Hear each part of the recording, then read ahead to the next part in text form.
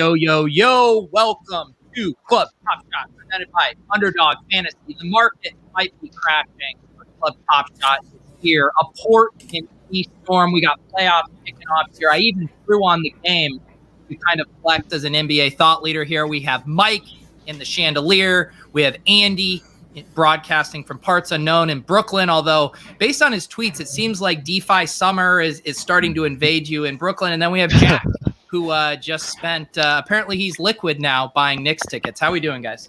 We're doing well. We're living well. Yeah, good. What is the atmosphere in New York like right now, Jack? Is there a buzz in the air? Oh, it's alive. Dinner on the street tonight. Good people watching. A little coq au vin. I took French for like 10 years. And New York Knicks basketball this weekend. So New York is alive and well. Big Cuomo saying that maybe no mask coming in the next 24 hours. The people are ready to party. Andy and I may even have an appearance. Mike and I may even have an appearance in person. We'll see what goes down. Yeah, it seems like you saw you posted that you got these Knicks tickets, and then it feels like you're gonna host like a reality competition for people to try to earn these seats. What's gonna go on with this? So yeah, I feel like because we posted that the tickets were $1,000 to get in like 48 hours ago, but that was before any tickets were actually released. The tickets have since come down. I think the get in is still a little. So you bought the top.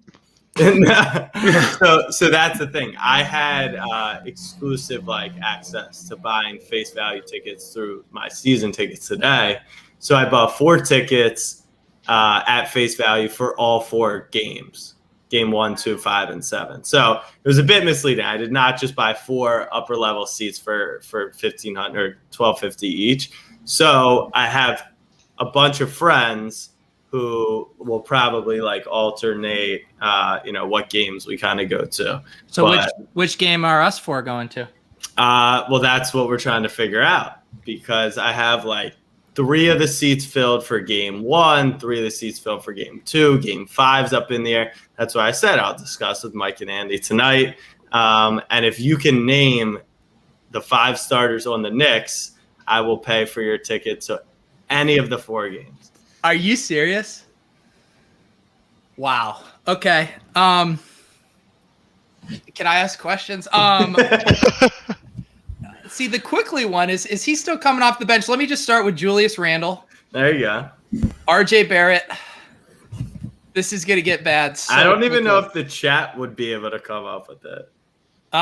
It is quickly starting. Nah. Derrick Rose is still on the bench.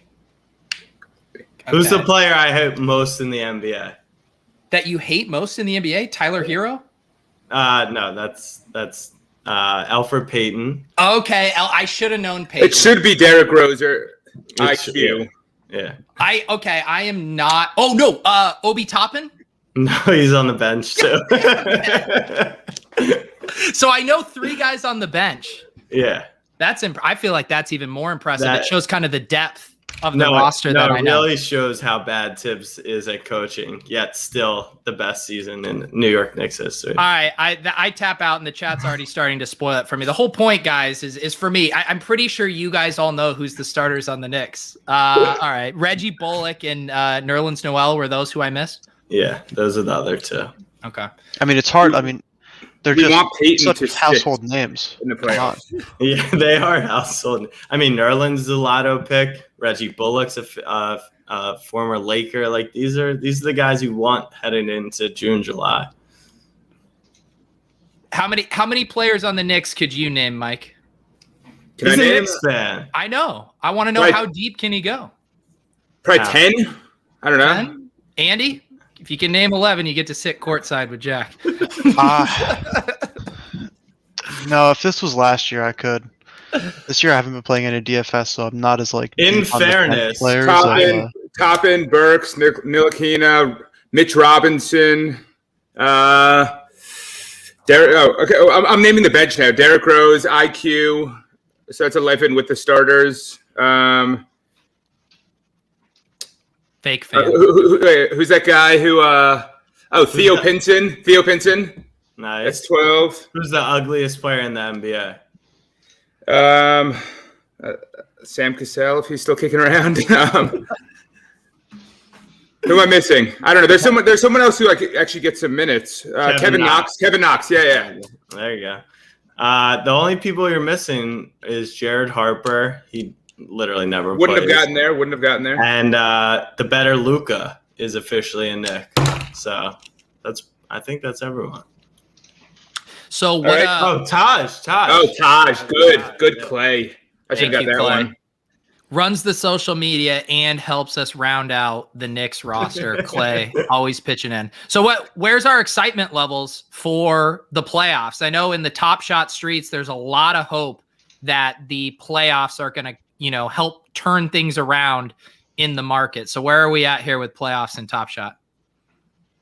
So, I mean, my view on this has been less it's the playoffs and more that Dapper will take this as an opportunity to promote the product. So more that Dapper will do affiliate deals like what they did with FanDuel.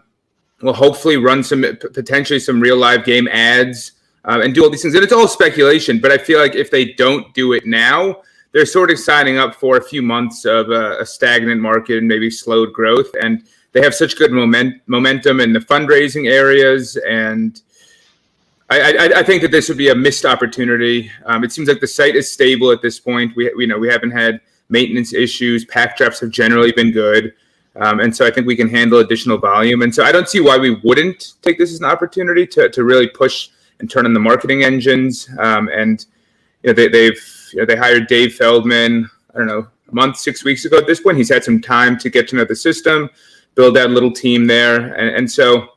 I think the playoff pump is additional eyes on the NBA and some Dapper marketing, and hopefully it comes along. But I don't know. We'll see what happens. I think it's also coincided with hopefully the rent seekers exiting. I love the trepidation in saying that word. Well, I just feel like everyone hates it at this point. They've heard enough about it. They don't want to hear it anymore. And so hopefully they are no longer part of the Top Shot ecosystem, given that the base packs are no longer as attractive as they were. Throwdown packs were not that attractive, and hopefully they've moved on back to sneakers or wherever else they go, and it's more core collectors going to the playoffs. And so hopefully that combination of things will help things out. So is there a chance that the rent seekers were somewhat helpful to the market to a degree from I guess by rent seeker, you mean literally only the person who would wait in line, buy a pack and sell. Because I feel like there was a hybrid where it was some people were rent seekers from the part of they just thought everything was going up. So they were going to spend $100 and try and sell it for $200, but they were still playing in the marketplace.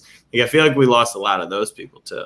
Yeah, I mean, the people who I think are bad for the platform, I don't dislike what they're doing. I think it makes sense, but I think they're bad for the platform, are the buy packs that are obviously profitable, immediately sell. Right. Andy, I feel like one thing that everyone is always talking about with crypto is what assets are coupled with others, what is decoupled. Do you think the Top Shot market, how coupled with the overall crypto markets do you think it is? I mean, is it just way too optimistic to think Top Shot could rebound while crypto's going sideways or down? I don't really know. I remember at one point Roham had said something along the lines of 75% of their deposits were through credit cards. I don't remember the number. I'm just making that up. But it was more than 50% of their deposits were from credit cards, which makes me think that it's, at this point, a pretty differentiated group of people. So for me personally, all of my deposits have been crypto, but I'm one of the crypto people who is in Top Shot. So I think there's a chance that it's not going to be too tightly coupled, but at the same time, NFTs in general have been kind of slowly going down over the last couple months. It's not just Top Shot, so that's not it's not super shocking to me. But yeah, I think there's a chance. I think a lot of that just depends on whether or not people want to spend their money on NFTs kind of in the crypto space or at large. Yeah. I think too, I mean, I know back when even we first started this show, and obviously there's levels here of what you guys were investing in, but one thing we kept saying about, investing in those series 1 moments, those first moments, knowing that those are going to be the one things that hold up over time. And it was very fun to play the series 2 game early on when there weren't as many, you had the rookies coming out, all that stuff. But now that the market is just absolutely being flooded with moments, I mean, is it now just a waiting game until more collectors come in and then funnel back towards the series 1 in the first moments and start seeing kind of the long-term value in those? Is that what the waiting game is at this point? I think so. We saw a similar thing in series 1. I've mentioned this a few times, but it's important to harken back to this. At some point in November or early December, there were a lot of people who were like, Top Shot is dead. The market is completely flooded. We don't have, we haven't had new people joining in so long, yet you keep dumping packs on us. It was very similar to today. Part of the challenge with today, though, is, we've tapped into the first and maybe second level of new collectors, and who knows how many other levels of collectors there are. I tend to believe, obviously, with my actions, that more collectors are coming. But when you're sitting there with 2,000 users on the platform, it's easier to believe that more collectors are coming. Now we've got, 500,000 to 1 million collectors, and I think more are coming, but there are fewer people to bring onto the platform since so many already joined. Yeah, I agree with that. And I think, like, kind of, to me, the long-term value proposition of Series 1 isn't necessarily something that's going to play out at the end of Series 2. It's more, I'm generally betting and holding a lot of Series 1 moments that Top Shot over the long term, over the next 5 to 10 years, is going to establish itself as the dominant, NBA digital collectibles platform. And then when you have people of my generation who have had more time to accumulate some disposable income and want to put some money into disposable assets or into alternative assets, if they are serious collectors, they're going to buy Series 1. Like, when you have 2 or 3 series, there isn't going to be that same. It's going to be a lot harder for people to have conviction that Series 1 is like a super important historic part of like the digital NBA world than if you were in 6 years. Top Shot is absolutely massive. And so to me, that's always it's always been a bit of a longer term thing. It's not just at the start of Series 2, everyone's going to start buying Series 1 moments. Yeah. Every time we talk about Top Shot, because we go a week without talking about it, the content activity is a little lower than it was obviously during the bull market. But every time you actually think through the fundamentals of it, it's kind of obvious that selling your Luka moment, who could be a superstar from Series 1 because the market's tanking over a 3-month period, and then Andy can sit there and say, this could be the collectible of the NBA and of other sports all under one umbrella. It's if you knew that sports cards and you could own, the Mickey Mantle, it really is interesting. We're so focused on the short term. That doesn't mean that, once again, Series 1 Ish Smiths may not go up. One day, maybe you collect them as a set, but for the most part, the strategy, I think, will always be just collect the best players. Those are obviously going to hold the most value. But they keep, they're at a $7.5 billion valuation. They're getting other leagues. They have a plan. I'm really excited for Series 2 to close because I think I think that not only kind of locks in Series 2, which is why I haven't been buying right now, and I think there will be an off-season dip. But more importantly, I think we're going to get at least a bit of an idea of what Series 3 will look like, which is going to really help buyer confidence. You start with 4,000 moments for Series 2. Anyone who was in Series 1 was that's twice what any of the mint count was for a base moment. And then now you're ending Series 2 with potentially 50K mint, which seems like a lot. But if they say we're doing 100K mint, and I don't think $1 moments are necessarily a bad thing. And then you see them in sports cards, you're going to see the utility of them, and that's something that you'll never be able to have in the physical world. So, yeah, I'm still bullish overall. But it is just funny. Once we talk about it and talk it out, and you think through it, it's like, okay, the world isn't falling apart. What were your guys' thought? Oh, go ahead, Andy. I don't know. I just like to kind of piggyback off what Jack's saying. It's like, it's like, to me, and Mike and I've had this conversation a million times. It's like a risk adjusted bet where I think the like pros significantly outweigh the potential downsides. And there's a world where it all kind of goes to shit and no one cares about Top Shot in 5 years, and that would really be a bummer.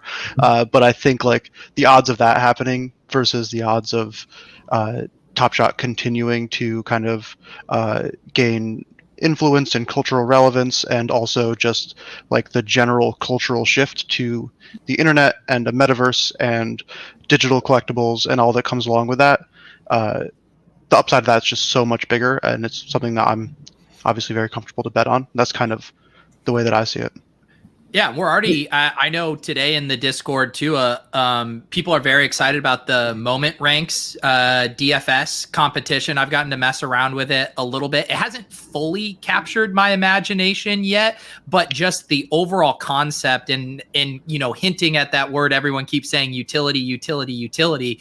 I think it's a pretty fun thing to be able to have these moments and then go use them in a game, and more just as a step in the right direction for giving more use cases for these things. Have you guys messed around at all with the DFS game?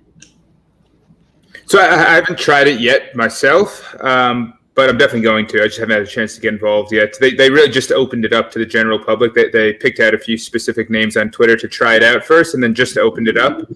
So I'll definitely give it a shot. I just haven't had a chance yet, and I'm excited about it. I think it's an exciting development. I think, kind of on the point we were talking about before, on just kind of the overall state of the market, I think part of the reason someone would sell what's deemed to be, kind of a holy grail moment or a high-end moment or a Series 1 moment that's difficult to attain is that everything's been on this downward slope for, 2-3 months. There's been signs of life, and then it kind of resumes a downward slope. And so, if you think that's going to continue, even if you think, Luka's Series 1 is a fantastic moment, if you can sell it for $4,000 today or $3,000 today and buy it back for $2,000 a week from now, it could be a reasonable move. Or there are people who really invested in the top. They're down 70%. It's keeping them up at night, and they just say, screw it. Okay, I'm out. Maybe I'll be back when things stabilize, but this is just too painful for now. And I at least want to see a sign of life before I get back in. And I hear that side of it. I mean, I share Andy's view where I think it continues to be a great bet or a great risk-adjusted bet. And I'm excited about the product, and I think the pros far outweigh the cons. But I can imagine people being extremely fatigued at this point and just saying, screw it, I'm cutting my losses. I'm out. Once I see some sign of life, maybe I'll give another shot. I definitely saw that sentiment in the Discord, just people, having that kind of classic feeling of when prices continue to drop and you're like, I'm just willing to take my losses and I'd rather put the money into something else. I mean, is capitulation, is that the term for it there? But it seems like people, especially with the Series 2 moments, are really losing hope. Yeah. So it seems like the people want it a little bit. There's a lot of commentary on Twitter that, hey, we hear everyone talking about all the positives of Top Shot. What are you guys worried about in terms of Top Shot? What gives you pause and say, hey, maybe it's not the best idea to hold all these moments, and maybe I should sell all my Fred VanVleets? I will never sell my Fred VanVleet. I thought there was just a shot at Pete. I thought there was more to that statement. No.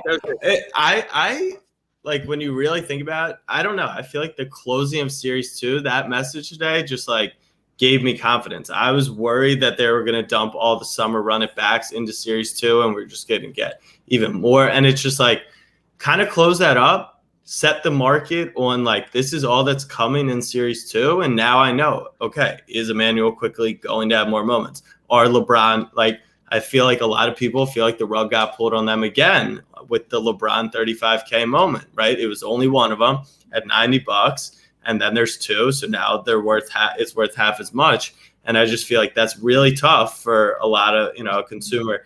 Now we see it in the physical card world where the first LaMelo Prism PSA 10 to come out that gets graded and sent back always sells for the market high just because it's the first out, but people get that, and it's just the excitement around it. But I don't know, for whatever reason, it gave me a lot of confidence that's going to go a long ways. What were your guys' thoughts on that LeBron Cosmic that got listed? I didn't quite understand why it then got pulled off, but was the that was definitely a blow, right? Because the expectation was that one of those would sell at 250K at that max of the market, implying that it was undervalued. What did you guys think of that? So leaving it up for 24 hours to me is just not long enough. It is very hard to deposit $250,000 on Top Shot in 24 hours. in general, it's if you like in current times have $250,000 just like sitting in cash ready to deploy in case someone lists a LeBron James Cosmic, you probably should like talk to a financial advisor. No, talk to me. I'm always looking for liquidity, and that person would have the most. Yeah, so if it was up for a month, that's a whole different story to me. Yeah. But for 24 hours, it's hard to say. And like you said, the idea that it could get pulled, I think that's what people like. I'm not going to load half of it, and then by the time it's up. So, yeah. So that's what actually confused me. More so than it selling it. Why would someone put it up for less than a day? What's the play there? I think testing the market. A lot of people are curious, right? Like I post the polls all the time, and everyone has their own opinion on it. So maybe they didn't want that. Like when I posted mine, it was genuinely to see. Like I actually did not think it would sell, so I put it up, and then I've since taken it down because not the Cosmic, but the FTT. But just to test, like someone, I feel like it's one of those things also where if it sold for them, it is still $250,000, so it's not like the end of the world type of situation. But it would be really interesting to see someone do like a Dutch auction. Like say, I'm listing a LeBron Cosmic a week from now. Like this would be a fun exercise. Let people get money on the site and say every 24 hours, I'm dropping it by 10K. That and run that throughout the playoffs. If LeBron obviously kind of stays in it, that could be really interesting. And it could be a major bear signal that no one buys it, even if it gets to 180K. We've talked about on this show, Mike and Andy, like you guys say you won, like you thought 250 would be somewhat of a quick buy. Is there a price for you guys where it's like a snap buy, or you buy it as a group, or Yeah, I have a number. If you have I a think LeBron James Andy's number is Cosmic, 250. if you have a LeBron James Cosmic and you want to sell it, you can DM me. I don't want to say my number publicly because I do actively have a number where I would buy. But it is under two. Like it's not a snap buy at 250, is what you're saying. When that Cosmic got listed, I thought about it. Right. Okay. Right.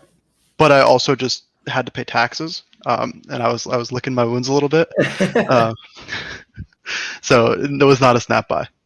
Yeah. Mike, what about you? You eyeing this Cosmic as well, or what? No, I mean, practically I have two of the LeBron already. I also have to be conscious of the fact that it's not people are very sensitive to the small number of accounts controlling a lot of the market. So I don't know if it's overall good for Top Shot if I go and buy that, or if Andy does, or one of the other whatever top 25 accounts.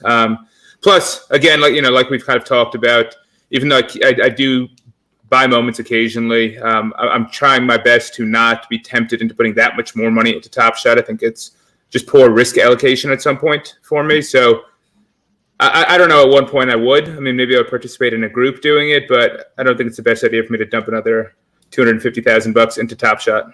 Yeah. Well, one of us is also currently in the process of launching a NFT fractionalization platform where kind of just accruing a lot of high value NFTs would be pretty valuable to what they're doing. I don't know which one. Yeah, which one? So in general, I'm interested in talking about high value NFTs. I actually got a few requests for an update on fractional. So what's good in those streets these days? Yeah, things are kind of trucking along. We're up on the Girly testnet. If anyone's seen that, you can go and kind of mess around with stuff. But it's hard. I've been surprised. We've had actually a lot of people come and say, "Hey, I tried this out and this was good. This was bad."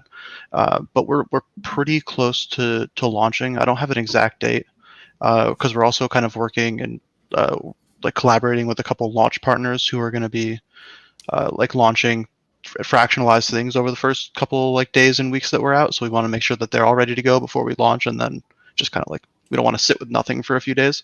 But it should be not too far away. Hopefully sometime this month. Did the kind of the beta testing and stuff, did you guys get lots of kind of good feedback on the user experience from that? Yeah, so far it's been really good. Been pretty pleasantly surprised. Or not that surprised, because my co-founder Nate is really good at what he does. I have nothing to do with it. But yeah, so far it's been pretty good. I think one of the things that we're really trying to focus on is trying to make this as as easy an experience as possible for someone who is not like a deep in crypto DeFi guy who like knows what's going on in that whole world. And so far the response has been pretty good from people that even if they didn't really know much about MetaMask or like connecting to Gurley and all this stuff, they were able to kind of get in and mess around with it and mint a fake CryptoPunk and all that, which was promising. That was very reaffirming, because that's what we were going for. Yeah, for sure. That's gonna be fun. Definitely keep us posted on that. One other thing about Top Shot and Jack and talking about LeBron, it has to be bad for the Top Shot market if the Lakers get bounced early, right? Like we want a deep LeBron run for the Top Shot market, or am I wrong on that? I don't know. I mean, it goes both ways, but I think it would be fun to see, like, if LeBron gets removed, his stuff's only going to incrementally increase because it's already priced up so high, and as the best player on the site potentially ever. Whereas, like, if Donovan Mitchell's alive and Chris Paul and Devin Booker are alive, and James Harden's alive, like all those guys, I think they have more potential. Luka, Dame, any of them who don't have a ring, those could be fun. What do you guys? I think there's some really exciting teams in the playoffs. I mean, sometimes there are, 2 or 3 teams everyone wants to see make the finals. This year, I think there's some awesome storylines out there, and you could make a reasonable argument that kind of almost any of the teams in the East or West would make for a pretty exciting finals. And there's some rejuvenated fan bases. There are some new faces around. There are different teams floating around. Even the Nets, the Bucks need their redemption tour. The 76ers haven't been the 1 seed with this kind of core set of talent. Embiid made a run at MVP. Knicks, obviously, Hawks are a young up and coming team that we haven't seen in a while. That's the East. But anyway, the point is, I think there's a lot of excitement and a lot of angles, almost no matter what the series is. And I do think it would be probably there are more eyeballs in the NBA if LeBron's doing better. But I don't think there's like a bad scenario. Sometimes people are really hoping for it. There isn't necessarily a Bears and like early 2000s Ravens Super Bowl or something. Oh man, what a game that was! I remember that game. Sitting in my friend's basement. Early 2000 Ravens?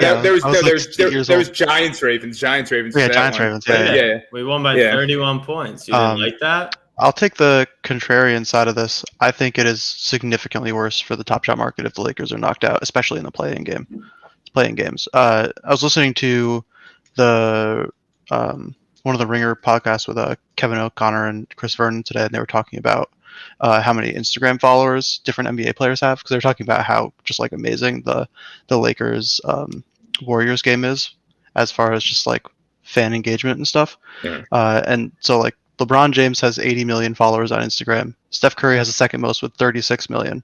And then Westbrook has the third most with 16 million. And just the amount of eyes that like LeBron brings to the NBA is just so much higher than every other player, that if we're all excited because Top Shot's going to get a boost because of like marketing and bringing in new people, the worst thing that can is a bunch of people aren't watching the NBA because LeBron got knocked out in the playing games. I was going to come back around and hedge what I said with everyone wants the chaos until you see Warriors Lakers is going to be the most watched game of the playoffs, and it's the second night of the whole thing. I think there is a really good chance that Warriors Lakers is the most watched game of the entire playoffs. Obviously the only thing holding it back is it's 10 o'clock. Well, Yeah. and that It's not plays out in all sports, right? Where when you're really embedded in the sport and you can appreciate the storylines of any team that gets there, of course, like you're gonna enjoy it. But the mass markets, like they need those big teams there. Yeah. Just say What you are you see, guys' like thoughts that's why all on- the Okay, NFC okay. East football teams have like a million Monday night and Sunday night games because everyone just loves the Cowboys and the Giants and all that. Just kind of the way it is. What are you guys' thoughts on the concept of the play-in game? I like it. I love it. I'm watching. I'm into it also. Celtics game right now. Yeah, I thought it kept everything pretty competitive, except for everyone was like, it took away from tanking, and then the Thunder literally pulled off the craziest tank. You're like, of all I bet. time. But I like it. I thought the only thing, and we kind of went through this today, that we couldn't figure out was I feel like 7 should have played 10, like reward them, but then it's like pretty tough to like actually figure out a system that works. But I did think 7 versus 8 was kind of like kind of shitty for the 7 seed. But I mean, I think the worst case, if 7 loses to 8, then they get a shot at 9 or 10. Yeah. I mean, if you look at the odds for the 7 or 8 team to make the playoffs versus the 9 or 10, it favors the 7 and 8 pretty heavily. I would be curious, like, does it favor Boston? Like, Boston's a 7. Like, were they pretty heavy favorites to get in? Because I think Boston's like minus 500 or something like that. Yeah. Okay. They're also a bit of a unique situation with Jaylen Brown Injuries, going out yeah. so close to the playing game. you I see- love it. Do you see in the chat, Josh Marino and Steven Farrington? It's literally playing game is dope as fuck, followed by playing game is garbage. Right. It's divisive. It's divisive. And that's why I'm always a believer that Roham should be conscious of what people think, but should not follow what people think necessarily. You know what I mean? Like, I trust them to make really good decisions. That doesn't mean ignore the community, but like, at some point they're the people who should make the decision. Yeah, I think what I really enjoyed about the play-in game was that it just added some really interesting storylines towards the end of the season where like otherwise no one would have been watching like even more of the games than they already weren't watching because half the teams were tanking or already like locked in a spot. Like all the drama around drama, it wasn't that big a deal, but the stuff around the Lakers and the Blazers and all that, and who was going to be the 7th seed or the 6th seed, I really enjoyed that. Maybe whether or not it's fair for the 7 or 8 seed, I don't really care personally. I think it's more entertaining. I mean, Russ's whole thing would have been completely ignored. They would have been out of the race. I mean, they actually ended up sliding into 8, but he already doesn't get enough credit. So if they were playing for the 12th seed, like no one would have gave a shit at all. Yeah. I mean, I think on the positive side, go. I do wish that the 1 seed got to choose who they played out of the 2 teams. That would be amazing. That made it through. I think that's always fun. That is. I always want there to be like reseeding and choices and things like that. That would be more interesting. I think the positives here are, like you were saying, Andy, the regular season games matter for more teams for longer. No one's really completely dead in the water until, I don't know, maybe a week left in the season. You can always make a run at that 10 spot. And I think we basically got handed a bunch of game 7s, which is a lot of fun. We get a game 7, which is the 9-10 game. We get a game 7, which is the winner of the 9-10 game against the loser of the 7-8 game. And we don't have to hope for it's an actual game 7. And there's some legitimate players in these games. I do hear the knock that this is like way too many teams who have a real chance at making the playoffs. But I still view it as kind of 8 teams making the playoffs at the end of the day. And I always thought that was too many, but I would still even replicate this concept with maybe 6 teams in the playoffs and 1 and 2 get a bye or something, or scale it down in some other way. It also kept the pressure on those teams to play deep to avoid it, right? Like Portland and the Mavs, and then, I mean the Heat and all of them. They didn't want to have to play in the play-in, obviously. Right. I love it. I will say I just remembered Jennings, where I actually don't know where he is, guys. I saw some people asking as far as we knew he was going to be here. He promised to take us to sit courtside if we got Lakers, Nets, and 100K Bitcoin. I don't know which of those is the most unlikely, but they all seem incredibly unlikely right now. Nets has some life. They're favored to come out of the East. One of the 3-leg parlay. All right, I just messaged Peter because we've been talking about farming on Matic, but I don't know why he's not in the club. I also want to say, and I can't help but notice you're now using your man's coin as kind of your fidget. It's my it's my desk fidget spinner now. There you go. I need you like one of the old school poker pros to be able to roll it with your knuckles there. Yeah, I'm not quite there yet. I'm working on it. So what are your guys' dream finals? Let's and let's spin it like through the Top Shot lens. Like what is something that you guys would like to see? Through the Top Shot lens. I'm just gonna bring up the bracket so I can make sure I don't miss anyone. Should I do the my bags are packed version of this, or the what I want to see happen the most for entertainment? Because we can do both versions. This can be multiples. What else can go first? I mean, it's obvious. Like our per discussion, it's Nets Lakers is the most optimal for literally even if you are super invested in Ja Morant, I don't even think it matters. The most beneficial to the market is Nets Lakers. Right, it's platform growth. I saw someone tweet, it's like, what would be so fun is Jazz Bucks. And someone was like, no, the fuck it wouldn't. No one wants that shit. Like, they want Nets Lakers. Like, everyone wants that. So, yeah. All right, Jack, here's a scenario. Lakers head into the finals. Bitcoin crosses 100K, and you have the Knicks in Brooklyn playing. It's not even close. Wow, you're going to really root against our club Top Shot. I'm taking the Nets. Give me the Nets in that scenario. Oh, Mike, you're a fucking Jennings will buy us just to make the finals. If you give me the finals win, we'll talk. But I think the Knicks would lose that series. I don't want to make the finals to give up the opportunity to have that kind of session. Are you kidding? Also, I got word from Jennings. He thought the club started at 10 Eastern time because that's always when it starts. Right. We never started at 10 Eastern. So he said he'll be here soon.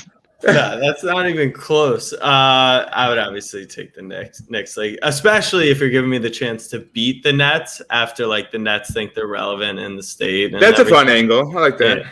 Yeah. But talking about people I saw in the chat were if the Knicks made it, it would be crazy. It wouldn't. Are people going to just go splurge on Julius Randle moments? No, no shot.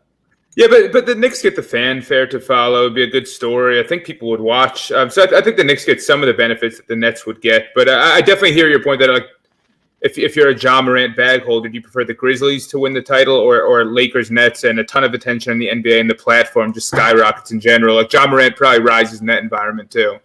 Yeah. But that's another thing we see at least in the physical. I assume same in Top Shot last playoffs, which we've discussed is different. But anything short of a title doesn't really even pay off much. Jimmy Butler, right? The appeal of Jimmy Butler. So if you're saying, would you rather Ja Morant go to the final? If you can't guarantee he actually wins a ring from the play-in spot, then it really doesn't do much besides spike your moments for a little.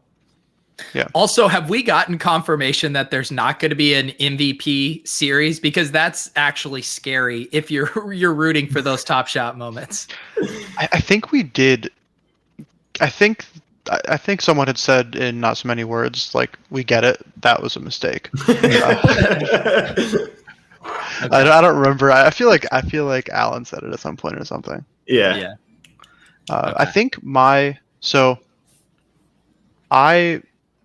love LeBron. So I want to see him win as many titles as possible. So I definitely want the Lakers in the finals. But it's easy for me to root against the dream scenario as far as for Top Shot because I do not like Kyrie, and KD broke my heart as a Thunder fan. I actually do like Harden. I would love to see Harden win a title, just not with that team. So I really want to see Lakers Sixers. The Sixers are my Eastern Conference team because I went to Villanova and lived in Philly for a while, and so I do root for them in the Eastern Conference.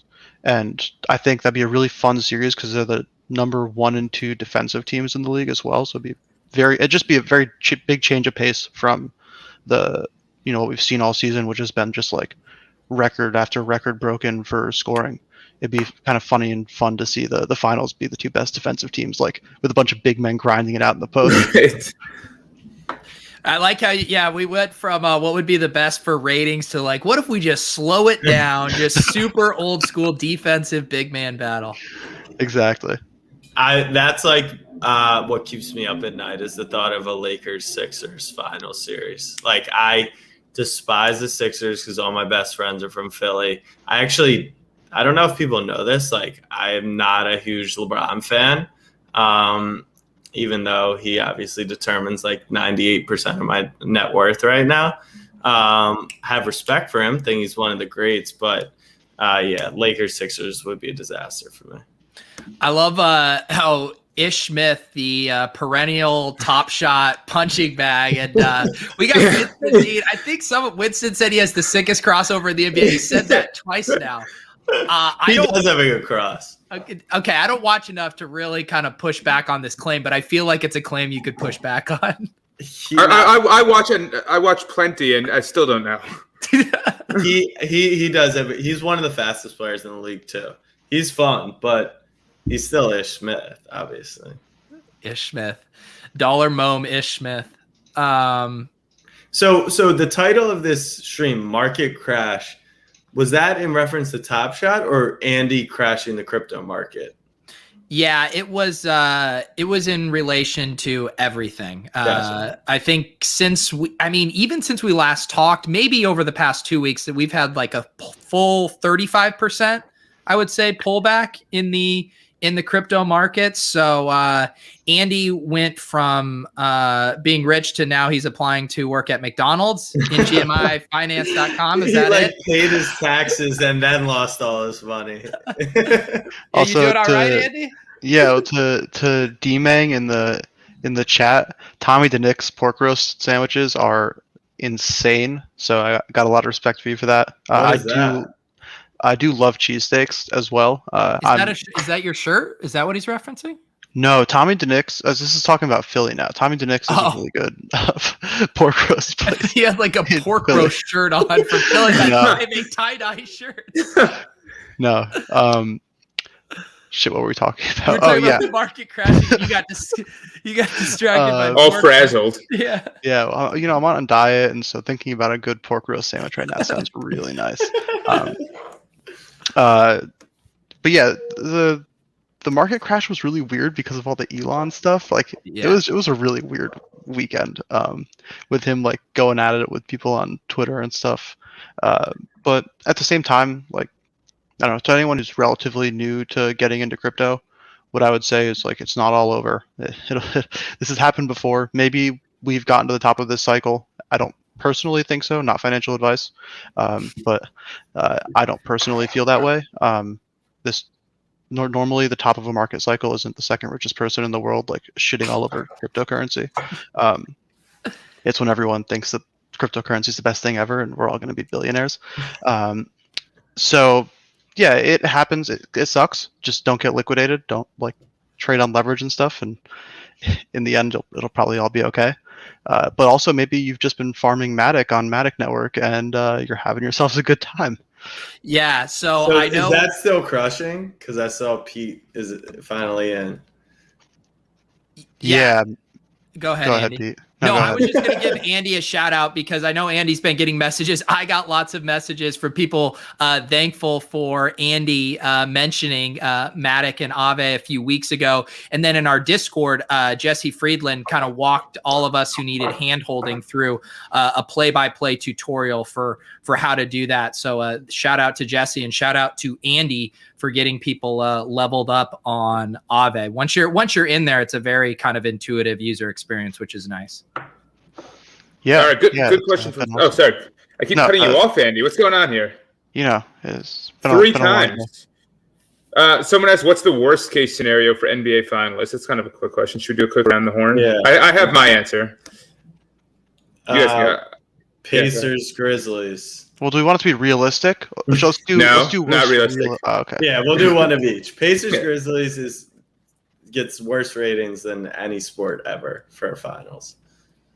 I think Jazz Bucks would be miserable. I was going to say Pacers Spurs would be pretty bad. Similar, yeah.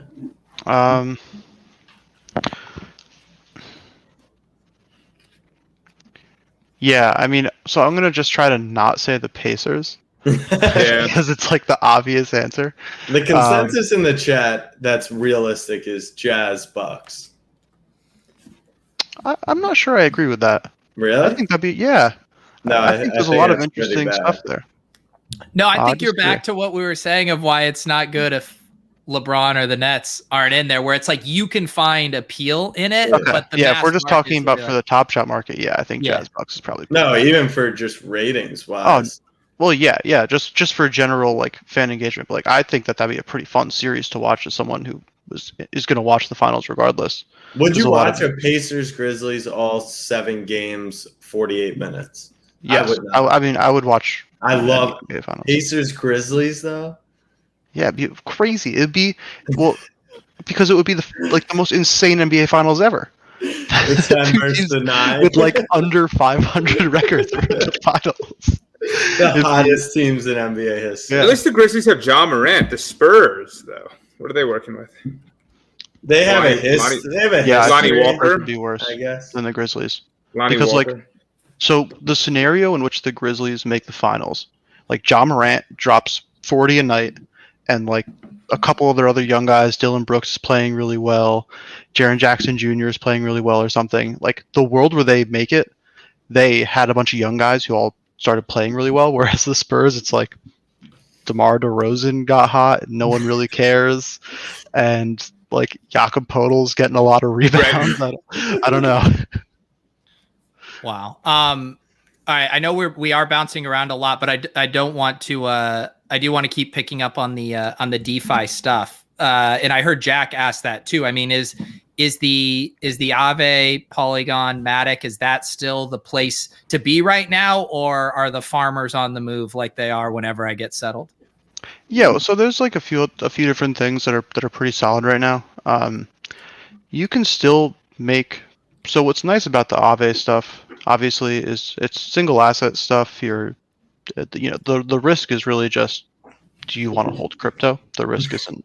There's nothing else that can really go wrong there. And so that's really nice, and you're still earning pretty solid yield. So let's say you were doing it with like, I don't know, wrapped Ethereum or something. You could probably get up to like 15% or so APR, which is definitely isn't bad, especially because you're earning Matic, which like I'd like to have more Matic. But then alongside that, Sushi now has farming on Matic Network, and it's pretty enticing APRs. Let me see. What's the APR versus APY? Or is that APY is when you maybe I'm saying this the wrong way, but APR is when you were earning a different asset, and APY is when you were earning the same asset. We had that pop up in the tutorial because even on AAVE, they're both listed. Like, so for your deposit or borrow, there's the APY rate, and then Matic is paying you out APR rate right underneath it. Exactly. I think Marcus Smart just like tore his ACL. Uh-oh. Ooh, that's not good. Yeah, no, that's a nightmare for that. But yeah, so like you can go look right now on Sushi. I'm gonna be honest, I don't think that the numbers they have here are correct as far as what the APYs are. They call them APYs. That's incorrect. It's APR.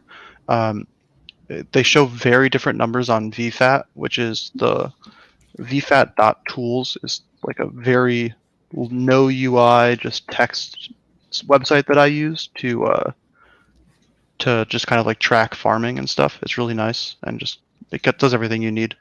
But yeah, so right now on Sushi's site, VFAT isn't loading. It says you can earn 157% annually staking Wrapped Matic and Ethereum, which is obviously very nice, and you're holding 2 great assets. On VFAT, it's saying more in the 43% annually, which sounds more correct to me based on the time that I was staking there. But you can generally earn pretty solid 20 to 25 to potentially even higher on some of the less used pools. And it's the same as as it was farming Sushi on ETH Layer 1. And you're earning both Sushi tokens and Matic tokens. Got you. And a question I actually saw in the chat here too, and it's a question I've had with earning that Matic, because Matic is doing so well right now. Do you think, converting that, re-adding it back into your farm makes sense? Or do you think just holding Matic and just holding that reward is worthwhile? Yeah, I mean, that's definitely hard to say.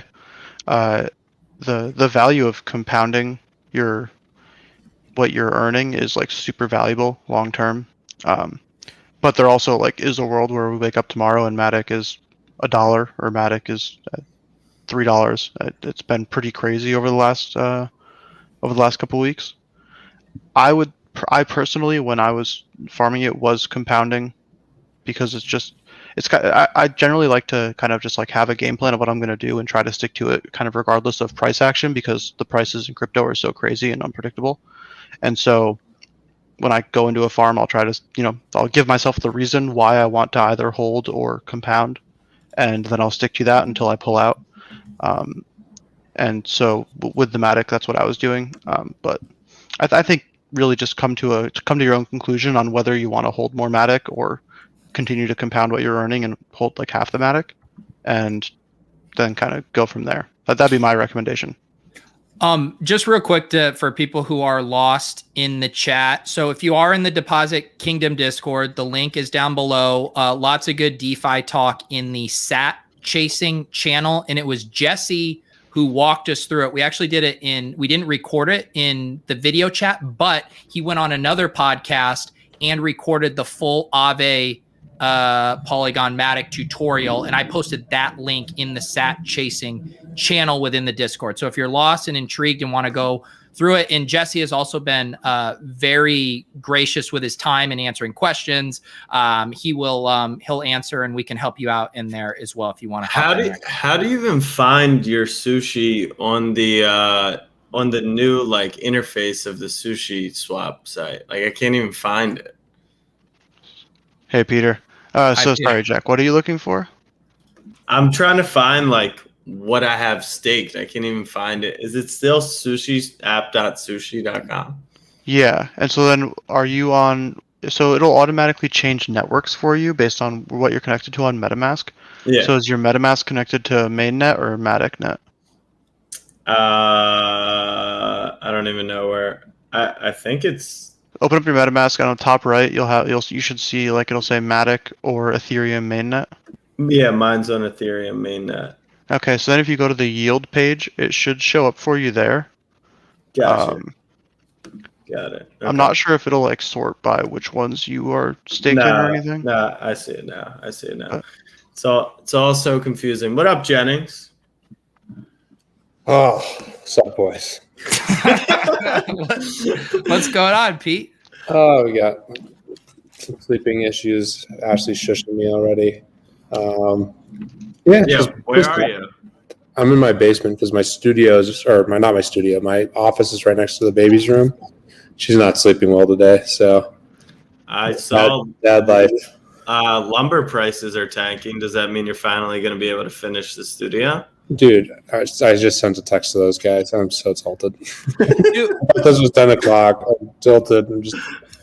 That was my first reference to, or like hearing that the lumber prices were out of control. And then I feel like after Pete mentioned that on the stream, everywhere I looked, every news headline was like lumber prices skyrocket. Yeah. Yeah, the lumber thing is absolutely insane.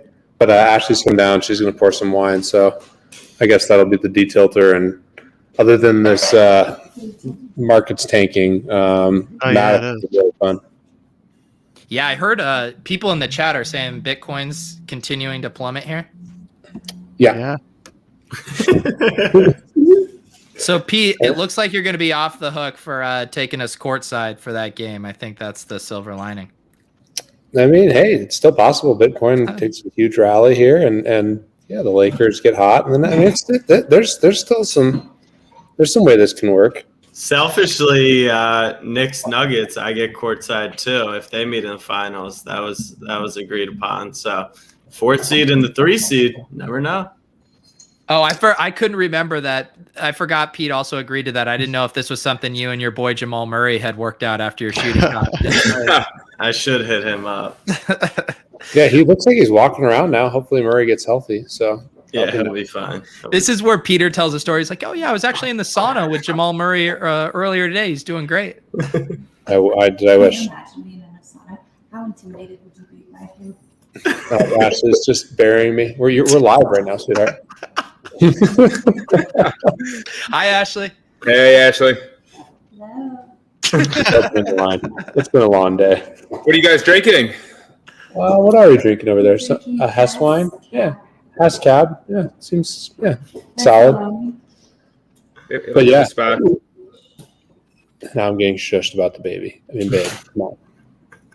Wow. You guys got to crank up the noise machine. Yeah. Pete, you've missed. We talked a bit about the Top Shot market. We talked about the playoffs, our wish lists for finals matchups. We've touched on the markets, hitting on DeFi. What's going on in your world? I'm just watching the blood in the streets. My baby's not sleeping, and that's basically the gist of it. But when was the last time you got to post the miner GIF, and when are we going to get to see it again? That GIF that GIF, by the way, is not a pump signal. That's a farming signal. Which coincides with stuff pumping. Yeah. That's very true. But what was the consensus dream finals matchup? Andy wants Pacers Spurs, I think, is what. That's not happening. My pick was Lakers Sixers. Yeah, I'm still on Lakers Nets BTC 100K. It's my only sweat. I love that one. I think the Sixers, that's a sharp one. Shout out to Daryl Morey. Out of the West, I mean, it'd be cool to see Utah make it somehow. We concluded not cool to see Utah make it. I'd way rather see the Suns than. Oh, I'd rather see the Suns too. What if the Warriors sneak in? That would be a ton of fun. Just watch Steph light it up. That'd be all time. I mean, who else? I mean, the Clippers are interesting, but it's kind of a weird. The West is very. I feel like there's better teams in the East this year, which we haven't been able to say for a long time. Who do you think has a better chance, the Bucks or the Sixers? Knowing that the Bucks have to play Brooklyn. Probably the Bucks. I think the Bucks are a better team, but it's close. What do you guys think? I agree. I think Bucks, yeah. I think I would pick the Sixers, but really, yeah, I don't know. I'm extremely interested to see how they play with a smaller rotation where they actually have players who can shoot a 3-point shot in the playoffs. They haven't really had the chance to do that yet. I think they match up pretty nicely against most of the teams in the East. I think a direct matchup against the Bucks, would probably be pretty tough. Like, I don't want to say it's a harder matchup than the Nets just because the Nets are like a juggernaut of a team, but I do feel like of all the teams in the East, the Nets are probably most afraid of the Sixers, just because like who is going to stop Joel Embiid on that team, and you can throw Simmons and Tybalt on people and really mess up their flow.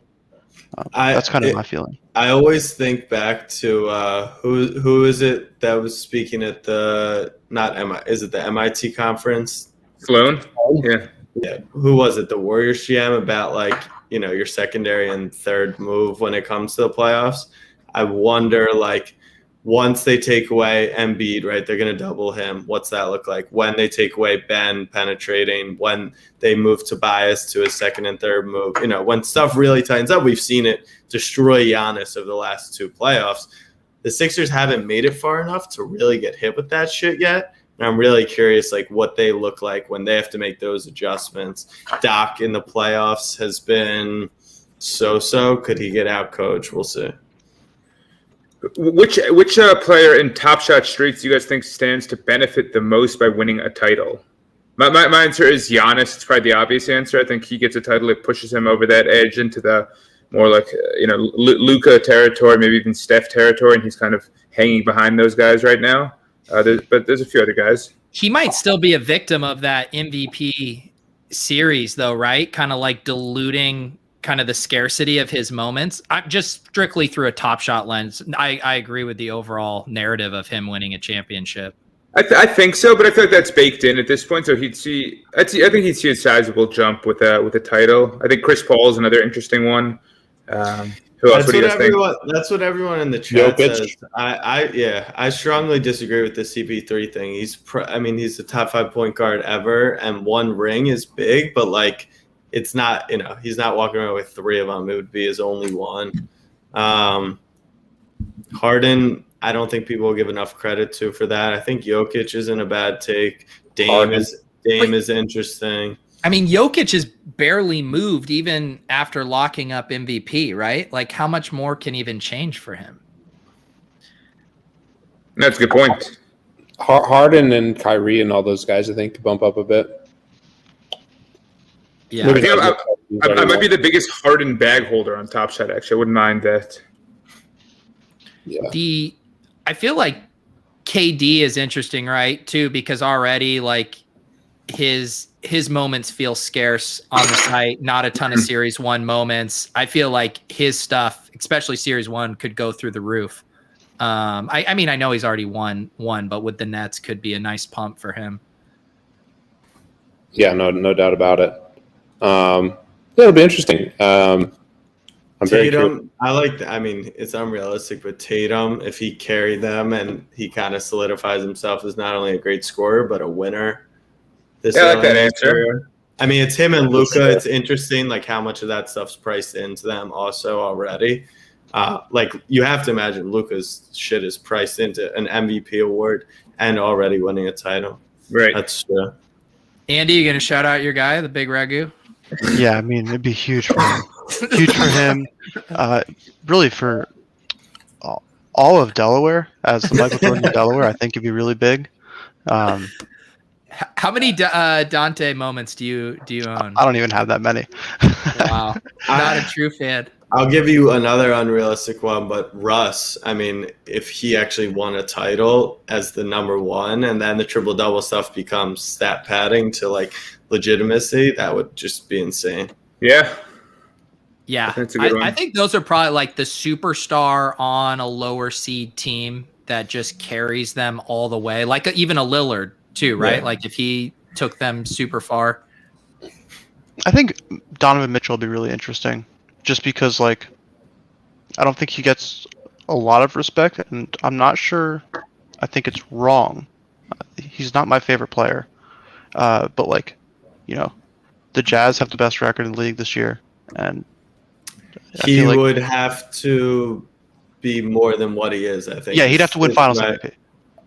Not only that, but like he's known as like a volume scorer, right? So he'd have to be 8 assists in the finals and prove like he's not just. I don't know about that. I think if you win Finals MVP, you win Finals MVP. But like, people aren't really talking about him as far as like all NBA and all that. Rudy Gobert is getting some mention. Like there isn't really a guy on the Jazz who gets a lot of accolades, and he's the best player on the team that had the best record in the league. And so it's just like, as far as the narrative around any one particular player, like he's someone who is generally not considered for all NBA. But if you were to win Finals MVP, that vault him up a bit. I got my answer definitively. I mean, I think Giannis is probably ahead of this guy, but this guy's definitely top 5. Paul George has had an awesome year and tanked in the playoffs last year. Clippers win it all this year, and Paul George is a huge part of it. So I feel like he's had some great seasons. I think the knock on him has been last year's playoff performance was awful. He was actually quite good in the playoffs. They started his career with the Pacers, but they won a championship, and he was a big part of it.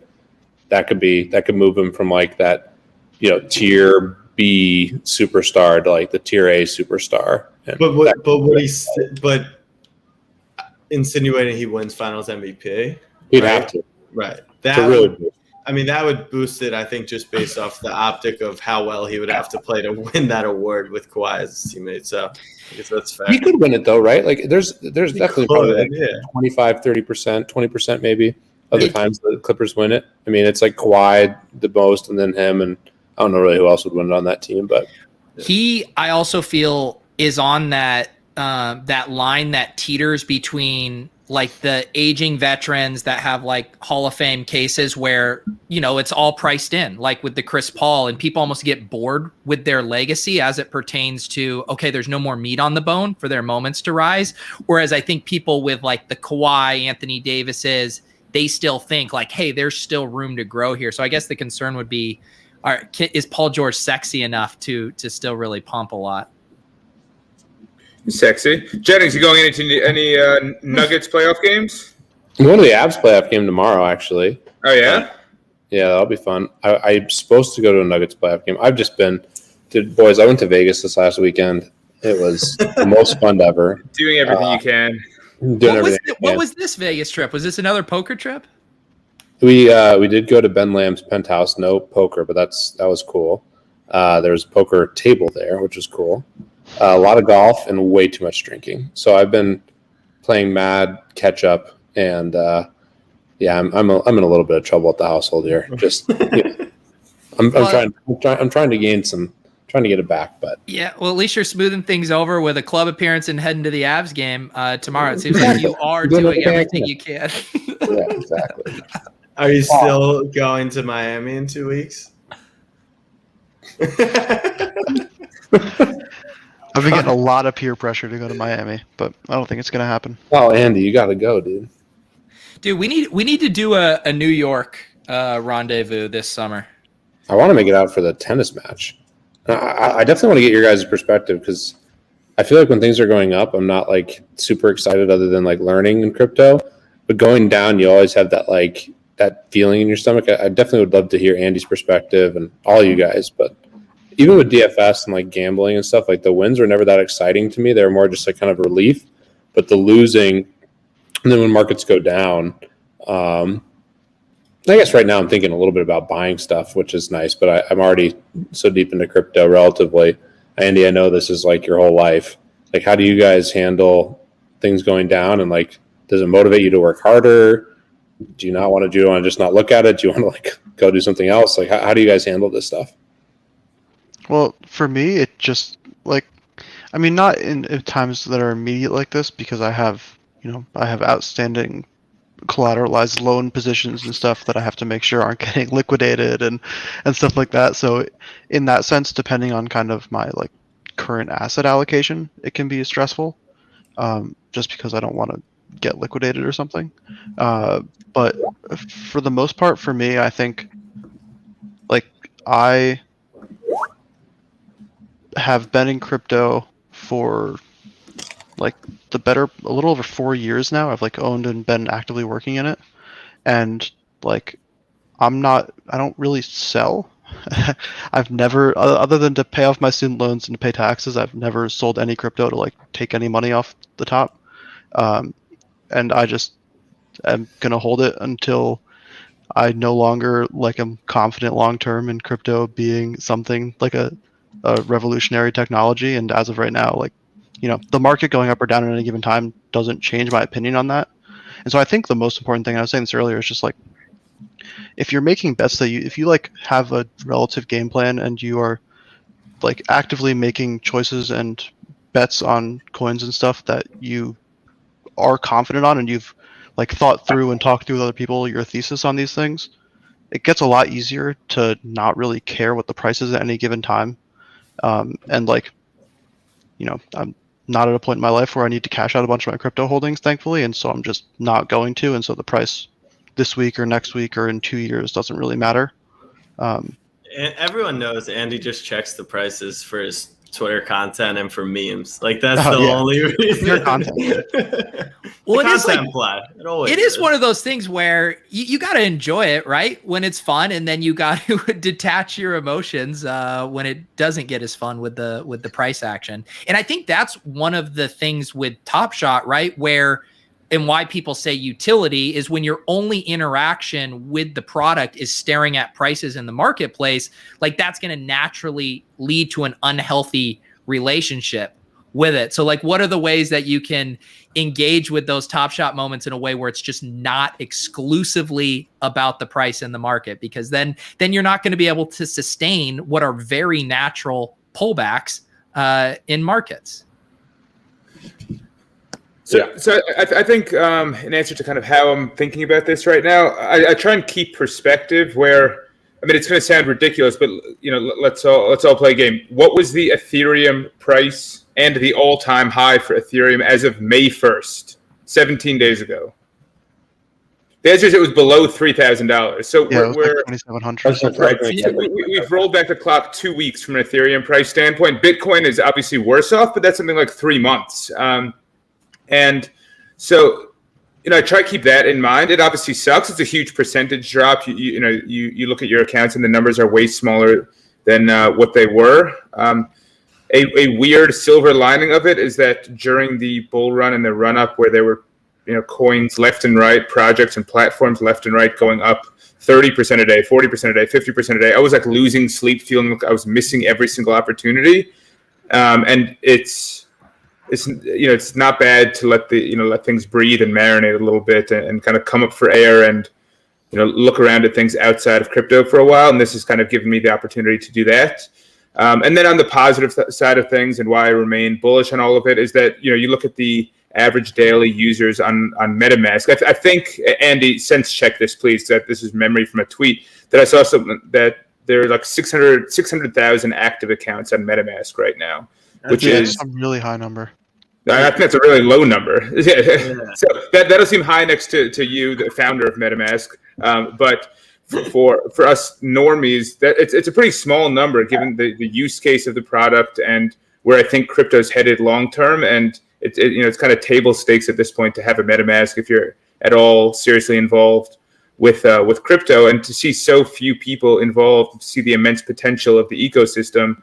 I try not to focus on the short-term price movement. So the combination of the perspective, the relief, and my ongoing confidence in the ecosystem is my answer. Yeah, I mean, I did little stuff too. I mean, I joke about it, but like on my phone, like when stuff is pumping, I'll have like the little widgets showing the prices, and it's so fun. And then when it's not, I just delete the widgets. Like, it's not like I'm going and cashing out my crypto. I just don't want to be viscerally reminded about it every time I look at my phone. So even just like little hacks of that, of like enjoying it when it's fun and putting it on the back burner when it's not, can do wonders for your mental health. Right. Yeah, for sure. And I mean, it is. Oh, go ahead, Pete. I was just gonna say, I agree. I think the biggest thing, if you're doing the DeFi stuff that's stressful relative to just holding, and I think this happened to me in the past, is if you are doing, like, if you have loans against your assets, you'd have to check it more. So that's one other thing just about leverage and stuff. Like, the stress factor there is definitely higher, but obviously you're getting a lot more reward when things are going well.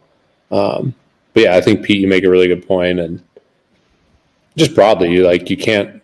I think for me, it's just a personal struggle where, like, the wins and just like the good stuff happening is far less exciting. It's more of a relief, and then the downside. And even right now, I'm not like stressed out, but it's more that, like, you rethink your actions a lot more. And I think you should be doing that when you're winning too. That's the hard part, is you learn a lot more when you're losing. That's why I avoid the shit coins personally. I think there's ways to make money, but if they were to go defunct overnight, and I was like, why did I do that? Like, I was just chasing the money.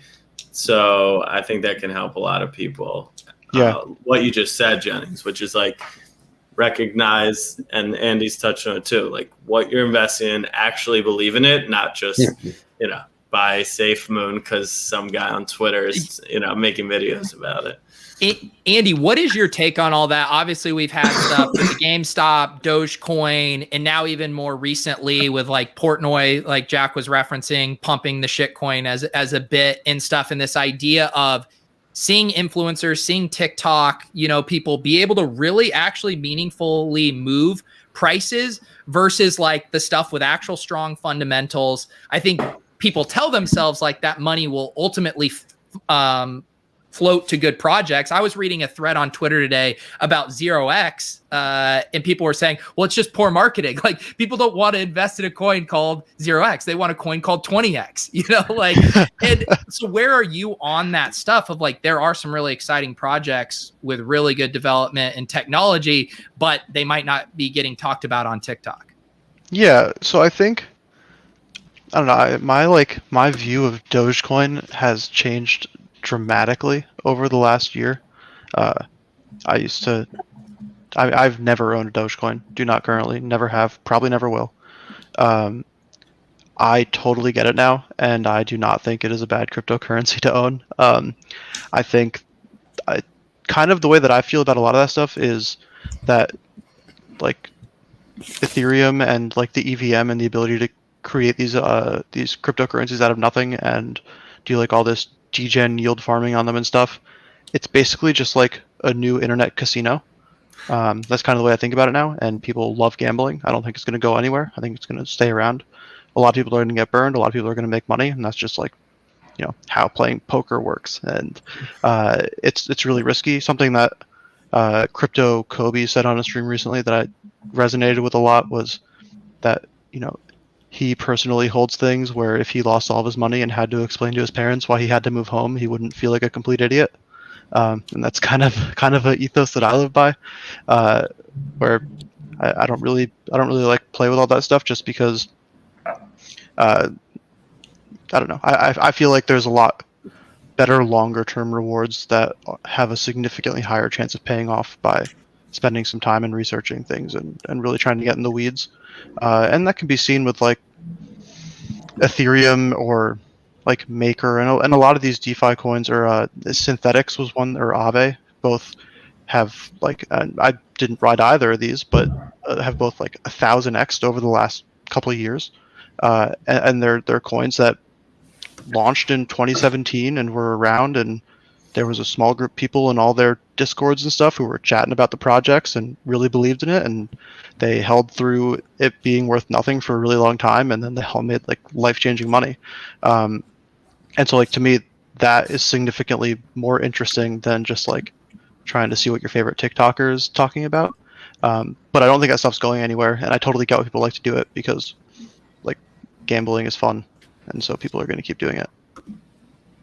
Andy, I know you. Gambling is fun, by the way. I think that's a good bet that people will keep doing it. Speaking of that, the Dodgers game, I was. We didn't hear about your LA trip. Yeah, I was shooting some content, and the bet for the content was Max Muncy to hit a home run plus 400, and he homered, and it was electric. There's nothing better than a group ride and being at the game. And, gambling's fun. It's so fun. Group sweats are one of the most enjoyable gambling experiences you can have. Oh, speaking of that, Underdog Fantasy, there might be a Jack Specialman coming up in the playoffs, so stay tuned for that as well. There you go. Pete, remember our WNBA live sweat in Vegas? That was the greatest night of my life. You've had a lot of great nights. That's. I mean, that one's at the top. So, what was that one?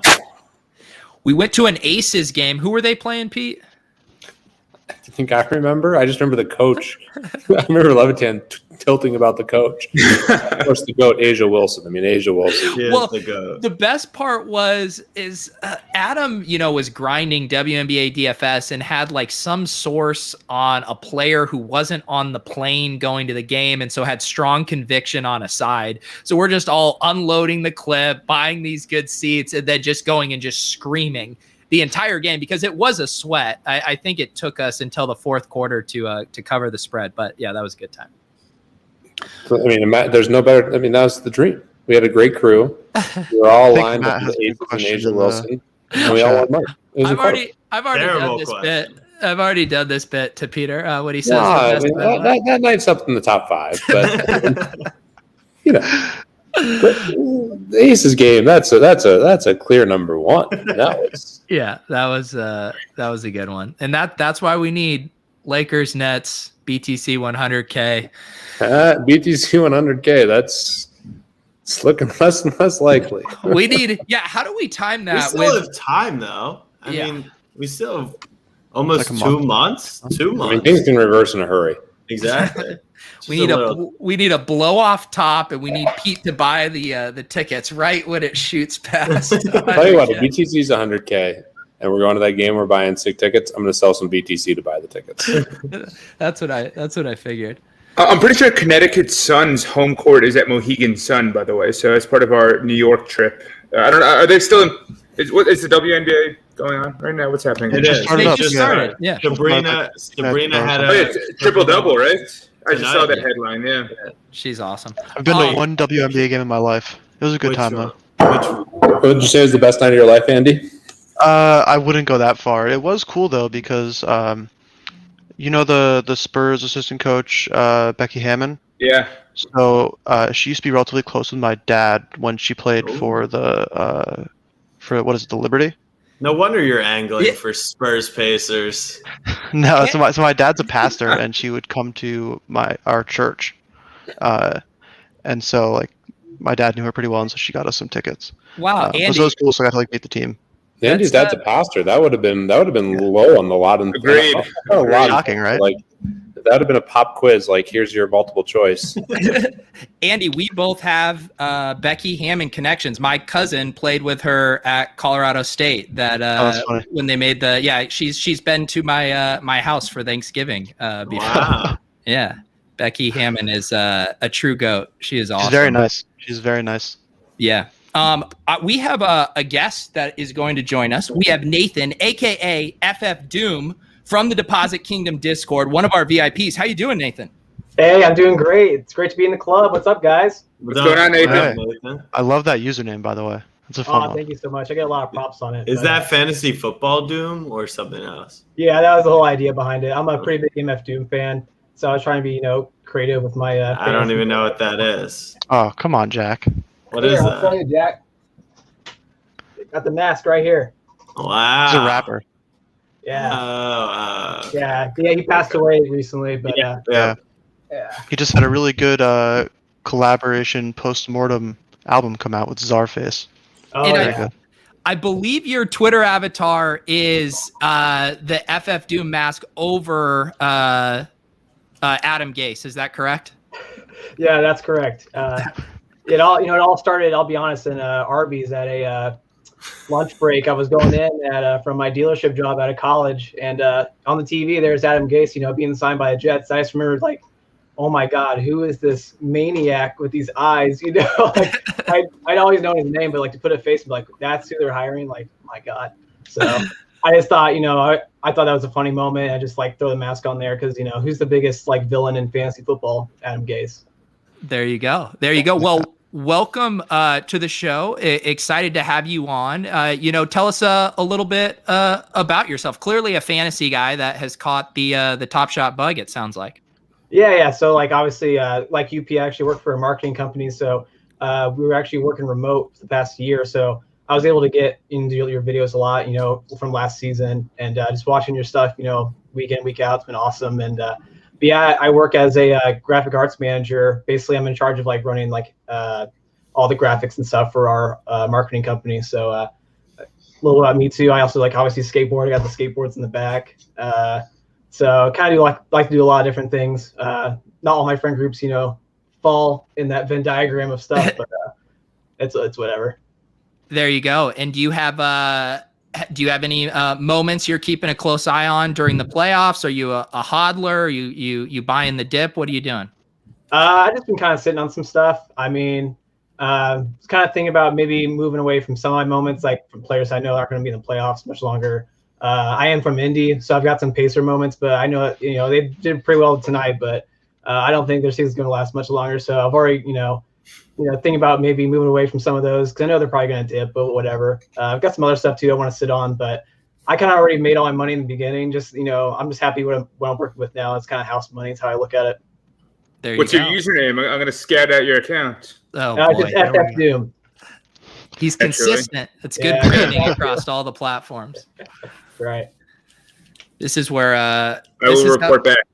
This is what when Mike now goes out into public post pandemic, you just got to ask everyone what their Top Shot username. And let me just look you up here real quick. Don't get And, my sales history, man. Don't. What's your go-to search, Mike? For what platform do you use? I'm just looking what he still has in his account. I'm not going to dig into his background. No, Not yet, at least. I mean, It's all nothing like this, right. Mike, I'll tell you that. like do you go to his Top Shot account, evaluate or moment? Right now, I'm on his Top Shot account. Interesting. Yeah, I mean, I like Evaluate. Own the Moment's got a fun analytics platform. Occasionally, I'll pop over to Intangible to see if Veerman's unlocked some of the features that he locked like 6 months ago, but he hasn't. Add more funds is good. Honestly, I bounce around between all of them. Moment ranks I like during weak markets because they factor in the serial number, so it makes my number look higher. Yeah, that is nice. Nate, I am just looking here at your resume. I notice a 3-month gap between 2012 and 2012. Can you kind of account for why you were unemployed during that time? I was probably still in high school, I might tell you. You were at high school in 2012? Oh, wait, shit, I was yeah. too. Yeah. How old We do you think all I am? My wife was, my Weren't we wife all? was like, I graduated from college in 2011. What do you mean your wife? I think he means he's married, if I had to guess. But he said he was in high school in 2012. Yeah, that puts him at like yeah, 26 I or got my shit together, 27. Jack. Damn. That's Look at sad. you. I'm You're- the old man in the club. How embarrassing is that? I mean, I was just the young guy on the trip. I mean, Am I'm I not, older than you? More Peter than the rest of the guys. I thought I'm I'm older 31. than you, Pete. How old are you guys? I'm 33. Yeah, I turned 34 in June. June You guys 1. are really old. Wow, Yeah, what was that? When is your birthday? February. Thank goodness. I knew it. Yeah, this is You know what? All right, you're the old man. When? You're the old- Let's go. Did you graduate 05 or 06 high school? Pete? 05. Got it. So you're a young. That's crazy. Yeah. Yeah, boomers. Just like the show. Okay. Hey, Nate, be careful here. Be careful here. What do you All think, right, guys? Oh, The go good ahead. thing about Nathan's account is he has a Fred Van Vliet. The bad thing is it's mandatory, you know. the bad I'll thing never is let he has go of that one. 27 total moments. The worst thing is he only has common moments. Yeah, that's true. Yeah, let's talk shit about him a little more. Yeah, Why are That's you one, shaming though. him for not having cosmics, Mike? not cosmics, just an MGLE here and there. It'd be nice, maybe a throwdown. Get involved a little. This is a new segment where we bring on someone from the Discord and Mike calls them a rent seeker to their No, friends. I did not. I did it last time. I did I did no such thing. Only comments. Come on, Mike. Let's Hey, try I to be more qualify for the welcoming. drops. I think that's pretty good. Yeah. Hey, Mike, what do you say to that? You qualified for the drops, dude. That's great. Yeah, if you should be shaming anyone, it's for anyone in this club that doesn't still grind $9 reserve packs. That's all good. Andy, So Andy that's the result of my scouting. Nathan, if I gave you, don't get your hopes up. I'm not doing this. If I gave you $500 right now to go spend in the marketplace, what would you do? Would you spread it out, or would you have a key moment you would go grab? I would probably consider, obviously the guys are going to be probably throughout the playoffs still playing, but I'm a pretty big Dame fan, obviously. So my dream moment, obviously, to have his first moment, but I just have never been able to get up to that level of just like having that much to spend. But yeah. $500, that's kind of, I don't know right now. I'll probably try to get like some kind of rare, some cheap rookie, Do you have a favorite team? Do we have? Right now. Pacers. Oh, right. Are you in Indiana? Yeah. Nice. Are you a big TJ McConnell fan? Honestly, not really. I mean, like I said, like I grew up a Pacers fan, but not like super serious about it. I'm always more like football, but I will say getting into Top Shot has made my interest in basketball a lot more. Like I'm actually following the games and like paying attention. I feel I know more players than I've ever did before. Obviously, like I probably could have named like 20 players before Top Shot, and I could probably name like 200. So Could you name all 15 players on the active roster for the Knicks? that I could not do. I'm sorry, Jack. What about Carson Wentz to the Colts? How bullish are you 1 to 100 on Wentz on the Colts? Honestly, I mean, I think he's got a decent chance. I mean, I don't think they're gonna like shit the bed or anything, but He's think terrible. They're probably. I don't know. I'll take the opposite take. I think Wentz is going to be awesome on the Colts. Oh, all right. Let's get action on that. I'm on Jennings' take on this. I think he's Oh, I am gonna too. be God. Oh, perfect. I'll take action against anyone. Dude, Wentz was like the MVP of the league. and That then was his outlier season. He was awesome beforehand. He's a That really was good when he had a good coach. and a good offensive line. And now he's got a great offensive line and a And he running has his back. coach back. Thanks. I'll say this though, I'm not even a Colts fan actually. I'm actually a Patriots fan. Born and Oh, bred. let's go. Yeah. Gang. Sounds like you're a little bit of a You like the Lakers, the Patriots? This is what I did the last Lakers. I don't week. care about the Lakers. I did this last week and I got yelled at. A bandwagon rent seeker. Welcome to the show, Nate. Just kidding. Let's see. Should we? I say we open some packs, fellas, to wrap this up. And Nate, I know you have a pack here. I have a couple packs we could open. I don't know if anyone else does, but I say we get to it, guys. It is time to do what we do around here. Yo, what up? It's DJ Pete Overzet. Welcome to the club. We didn't think things were gonna get popping tonight, but it's about to get lit. Behind door number 2, it's a 3-pointer. 13-25, Kevin Durant. Let's go. We're gonna get a LaMelo. We're gonna get a Luka. We're gonna get a LeBron. Quick to reveal. Let's go. God damn it! I don't need another layup. To the window. To the wall. The De'Aaron Fox stripped down my ball. 293 assists. 293. Everybody get their drinks. Let's get a cheers tonight before we open up these nice packs. Yeah, let's go. There we go. All right, I'll do one of mine, and then I can walk Nate through sharing his. Should I do which one of these should I do, guys? I'll let you pick which of these beautiful base set packs to do. So Nate pick. What do you got? Yeah. Hey, let's go all the way back. Let's go to 29. Wow, I was gonna save this one for when we had a rapper on, but I guess we can do it tonight because Nate's in the club. Here What are you go. hoping for? Give us a rooting interest here. I would. I'm always down for Fred VanVleet. I'll take a Jokic here on the. You're gonna on the unmute that, please. Thank you. I'm talking. Yes. All right. Yeah. I'm rooting for Jokic right now. I'm feeling it. Give me a number, Nate. 1, 2, or 3. Hey, it's gotta be 3. Let's go. Let's go. 3. Oh. 22-33. Bruce Ah. Brown got teased there with the Nets. Anyone have anything nice to say about Bruce Brown? No, he's a solid role player. Yeah. Hey, it's cool cereal. Yeah, I like the that's the only shimmy. thing that catch my eye. All right, here we go. All right, we're going to go 1. 15, 161, Isaiah Stewart. Is he not a rookie? Ooh. He is, right? That's a nice moment there. I think he is. I just didn't see a badge when it opened. Did I not? Oh, there's Yeah. there's my badges. Rookie, but not first moment. All right, and finally, All right, let's go. Mhm. Chris Middleton. Not That's not horrible. bad. Forever underrated. Yeah, didn't you buy a Middleton a while I have a ago? Middleton MGLE that I bought, I don't know, maybe in February. We got No Dunks in the beef stews. What's going on, No Dunks? Beautiful. Man, I'm What a sorry. pack.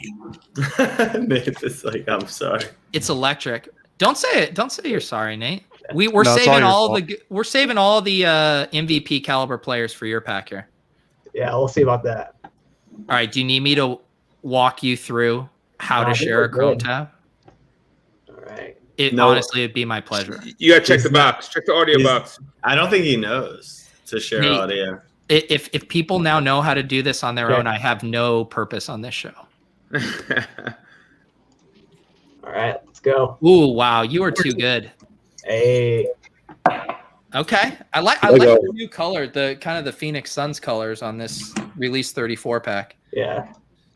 But I can tell. Hang on, you didn't do it right. Do we Oh. have audio? Because I think you need to do. No, Chrome tab. when it opens the audio starts. I think he shared window instead of Chrome tab, and you can only do audio on Chrome tab. Trust me. Oh. Ooh, Inception. Can't do that. Hold on. All right, you're gonna have to Yeah, pop take out. it out. Yeah, Hold on. I knew it. I Okay. blew it. Honestly, you blowing it brings so much joy to my life. So you do have to actually do the Chrome Usman tab. in the chat. What up, Usman? Usman, what's up, man? We got Middleton old. Thank you. It's so efficient. Middleton is I. I'll take that. So All right. efficient. All right. Here we go. Wait a second here. Nate, what are we hoping for in your pack? What do you want? I'd love another one of those Dames, the game winner in Chicago. That's a good one. One of my favorites by far. All right, let's see what we Yeah, can Dame do. is awesome. Cool. Yeah. Here we go. All right, now I got it working. Sorry, fellas. Oh no, it's part of the charm of the show. Here we go. All right. We should work out now. All right, open pack. You guys hear it? Oh, we got you. Yeah. Let's go. We got Nate in the club. All right, give me a number. Let's keep running it with 3. Two. Oh, 2. It says Two. All right, we'll just do. We'll end Let's on go. 3. Bang. Oh, baby. Oh, hometown team. There you go. Brogdon. Yeah, I'll take that. Oh, I'm sorry if it's lagging for you guys. No, it's all good. The music's good. Video's a little laggy, but we're Yeah, prioritizing all correctly. All right, we'll do 1 next. I got my lucky coin for you. All right. Yeah, let's go. Wait, Get paid, get laid. Ah. Jordan McLaughlin. Yeah. Oh All no. right, do something good about Jordan McLaughlin. He was a rookie last year. He has a I cool believe last he's name. very old, right? Maybe not. Maybe that's someone else. All right, that's a nice thing. He seems to have a hardy beard. That's the best I got. Great. Yeah, it's Come on, great. Dame. Great Here we number. go, Dame. All right, let's go. Number 2. Damien. Feel the juju of the man's coin. Oh, Hey! there you go. Hey. There you go. Hell yeah. Nice. Yeah. That's a sick roll. Hell yes. Oh, hold on. Oh Can't see the no. play. Hold on. Oh no. What's wrong? Here we go. I don't know. Oh I'm sorry no! it's so bad. I don't know why it's so laggy. There we That's go. a sick block. Nice. You got a pie. I appreciate that Ended you're up- enjoying the moments, that you're watching the moments. Nicely done. Oh, You're Mike, are you back. trying to hypnotize us with that man's coin, or? Yes. Yes, I am. Nathan was outside of NBL's good graces there, but he won him over by the way he longingly looked at those moments. I did like that. It was a test of true character, and I could see the sparkle in your eye and that you were in it. I was excited about it. Yeah. I was excited about it. Does anyone else have a pack they want to open tonight? I do. I'm happy. I do. Jack, you want to do it? Or you want me to do it? Whatever. I'll hop in here. You can Get in there. I'll go after. Yeah. I'm not gonna lie. I did open a pack off screen. What? Yeah. Oh. With who? For CBS. Dude, And the even only if reason it's CBS. The only Off reason I'm screen? sharing that is because I pulled a 6 serial. I got number 9 of Aaron Gordon. So it's pretty pumped. And I got a Otherwise, you wise- would have pretended it didn't happen? Is that what you're Yeah. saying? Yeah. No, I just want to be transparent with everyone here. Hang on. No, I need to get to the bottom of this. Okay, CBS, but that would to me imply that it was on screen. What do you mean you did it for them off screen? Like I did it off stream. Like the footage will be on the television. Okay, as long as Yeah. it's recorded, you're. I thought you were. No, just it's always showing a producer. content play. No, Okay, it's all always right. I'll allow it. Yeah. Okay. All right. I'm shared up. Got the audio. Any selections? Let's do that pre-order, man. It's really sticking out like a sore thumb. Yeah, it looks gross. It really does. All right, let's do that. Release 21. Real quick, how many releases were in Series 1? Do you guys remember or no? 15, maybe? 15. Let And me see. we're- I have one from one of the last ones. Let me just check. We still have Winston pumping ish. He's still going. I have one from release 12, so I'm going to say maybe around 15. Okay. And what do you think this could get up to? 40 something? Yeah. I mean, we're up to 34, 35 right now. Just something to think about. All right, here we go. From left to right. Yes, Joe Ingles. Jingles. Oh, a little ankle breaker on base. That's, Did you guys read that Ringer article where they said, where they're talking about, I think it was Kevin O'Connor was writing about Joe Ingles? recently? I did not read that, but I was going to say Zach Lowe also voted him for a 6th man of the year. Yeah. Wow. So He was on his Connor, like, podcast too. yeah, he's having one of the best shooting seasons of all time right now. Yeah, he I is. thought that was Bogdanovich. It's Ingles, is that? They both are. Damian Lee was my 6th man of the year if we're voting for people we had on our podcast. Wow. You're putting him at I think it's got to be Ja, right? Ja, yeah. That's Ja's most improved player for sure. Nice. Evan Horny. Fournier. Who's horny for corny? I mean, fact. Don't That's not a very sexy moment though. You said Yeah, that Jack as has a if, good point. yeah. Did we do this one episode? I don't know. Was it Mike who hadn't looked it up before, or was that the Jamal Murray? I can't keep track of all these. Yeah, I didn't know about the Jamal Murray situation. You said Jamal Murray?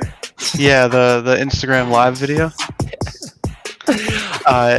Did you guys see when he got traded to the Celtics? He tweeted out like, "Hey, Celtics fans, don't look up my last name." Yeah. That's great. Pretty great good. self-awareness. Lean into the bit. Great self-awareness. All right, here we go. Final moan. And Okay. There you go. Yeah. It's not bad. oh, What do you guys think about those jerseys? I like They're not those. for me. I like them. them. It's like you love or hate them, I guess. Yeah, they're very mansy. Mans would like one of those neon highlighter ones. Mike, you want to give us a walk-off pack tonight? Yes, let's do it. Sharing. Any final words? Any shout-outs, Nate? Do you have anyone at home that heard you were going to be in the club and you want to go big time on them right now and shout them out? I just want to shout out to my wife. Best friend and partner in life, and we actually just got married this year. So shout out to her. Oh, nice, congrats. Congratulations. Where do you rank getting married in days of your lives? Top 5 or no? Well, I've only had so many days, but I'd say it's pretty 1 for sure so far. So. There you go. Have you ever been to a WNBA game? Probably, actually. If I'm honest. Obviously not the best WNBA game. All right, here we go. Wow. Animal. The animal.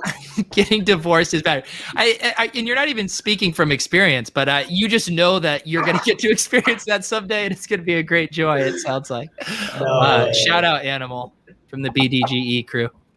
All right, Mike. All right, guys. Also, this is going to be a walk-off pack after we figure out what are we opening. Hustle and Show, Mike? Johnny That's kind of a says, fun one. Look at Johnny's message. Oh my God, no way. What? Did he just send you a wedding gift? Tell us what you got, Nate. Hold on, I'm logging in. Give me a second. Oh no, what was it? Let's see here. My activity, it's loading in. What we really need. TJ McConnell, rare. Let's go. Wow, what a guy. Holy cow, Johnny Brady. That was super nice of you. Thank you, Johnny. Hey, Mike, do you wanna pull up his account now? You want to? Yeah, take it out, Mike. All right, here, hold Let on. me take a look. I can't be outdone. Uh-oh, Andy's coming in hot. Well, Let's see what Andy brings up. I will share the screen. It's processing my gift. Hey, full disclosure, I will put it on Marketplace after the stream ends. So. That's cool. That's fun. Yeah, he's kidding. He's gonna hodl these for life. That's right. Yeah, is Johnny Brady in the Discord? He is. What up, JB?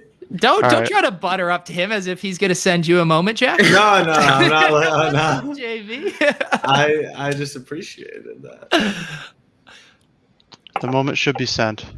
All right, keep refreshing here, Nate. What are we looking at? I'm trying to go to his Oh account, my but it didn't God. work. What he said. Let's see. Hey, the day. What? No way, dude. Are you serious? Yeah. Series 1 Dame. I said a while ago, you come on Club Top Shot, you get a Series 1 moment, and I haven't really held up that end of the bargain for a while. And So it's about time to pay it back. Oh my Andy is a God. special human, man. He is. He's You way are. Yeah, better especially than you're me. also off Thank the hook you. for life after giving away an MB to MGLE from Series 1. You're good for a number of years. That's You're all a right. good dude, Andy. Thank you for doing that. Nathan, you having a good night in the club? Oh my God. Best night ever. Let's go. Does There your you wife, go. Second best night. Second best night. Second is best your night. wife entitled to half of that moment? Is that how that works? That's Jack, you very have so much to learn, Jack. Yeah. I doubt he signed a Top Shot prenup before his wedding, Jack. Pete made a really crazy look on You should see my wife's face when I tried to explain a yacht to her. Okay. Oh, Are you a yacht owner? I just have a couple. I mean, just because Pete did, I was like, I'll throw a few bucks in it. But I mean, just in case it takes off. But I didn't put my life savings into it. That's for sure. I will say one of the most embarrassing credit card statements was seeing a string of yachts. Like that was the one where I was like, what the hell, man? Like, what was I doing? All right. We are going to do a walk-off pack. Thank you guys for tuning in. We are here every Tuesday night at 9 p.m. Eastern. Peter, 9 p.m. Eastern. Didn't we just do a 10? Didn't we just do a 10? I had to make no, one. no, we actually moved it up last week. No, we just did a 10 recently. And we confirmed it in the chat ahead of time, but we love you, Pete. We love you. You guys, let's have an honest moment of truth here. I'm botching it. I'm trying to do everything I can, and dude, this Vegas trip I'm so behind. You I was look already behind. defeated. You look defeated.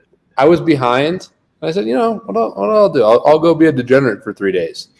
That didn't help me. That was fun, but long story short, it didn't help me. So apologies to the club. Love you guys. And Andy, shout out to you. You are a best human being. That was epic right there. Shout out to Andy. Shout out to you guys for watching. If you want to come hang out in the Discord, Deposit Kingdom Discord down below, you can become a member like Nathan, a VIP member. I am not going to promise Series 1 Damian Lillard moments for all members, but I do circulate a form and we try to get a club guest, VIP guest in here once a week to open packs with us. We will keep that rolling. Mike, I'm going to hand it over to you on the ones and twos here to close us out. Hustle and show it is. Oh. Hustle. And this one had some good music, if I recall correctly. Yeah, That's right. I think Mike probably forgot to share audio. Kidding. Did I? Oh, no. No, it's there. We hear. Uh-oh. Can you guys hear it? I can't. I don't know. Is my I heard I don't stop until I break a Here we sweat. go. Here we go. Wet. I keep dripping, hit them with finesse. Ooh, ooh. We're wet. on. Every All right, day I Nate, wake what up, I'm number? blessed. Ooh, ooh, wet. Pull up like Still I barely hit the and net. still 5. Ooh, wet. I don't stop until I break a sweat. Ooh, wet. I keep dripping, hit them with finesse. Sweat. Oh. Wet. Every day I wake up, I'm blessed. Oh, There you go. Pull up like I barely hit the net. Wet. I'd love to see the moment. Sweat. Sweat. Wet. Sweat. Ooh, ooh, All right, I'm going 3. Sweat. you'll just have to imagine it. Wet. Done. Keep it. Oh, again. Oh, a little Mikal Bridges. I like it. Nova Wet. Nation. Wet. He was on the Woj podcast recently. It was pretty Yeah. interesting. It was good. Wet. I don't know how good of a moment that was.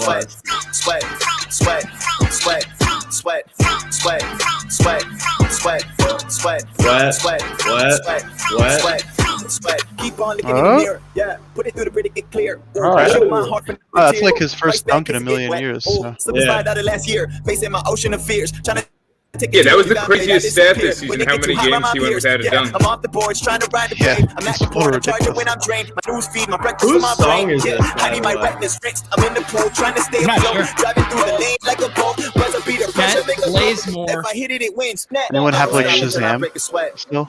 Yeah. Oh, that's my house I show. keep dripping, hit them with finesse. Ooh, wet. Every day I wake, I Siri, know I'm what's this blessed. Top Shot Ooh, song? wet. Pull up like I barely hit the net. Wet. One more I don't here. stop until I break a sweat. Walk off Sweat. pack. Wet. I keep dripping, hit them with finesse. Sweat. Jordan Poole. Every day How I do you not get hyped for Jordan Poole? Let's go. Thank you to Andy, the gift god. Pete Jennings, Jack Settlement, NBL, our VIP of honor, Nathan. Have a wonderful night. We'll see you guys next Tuesday. Peace.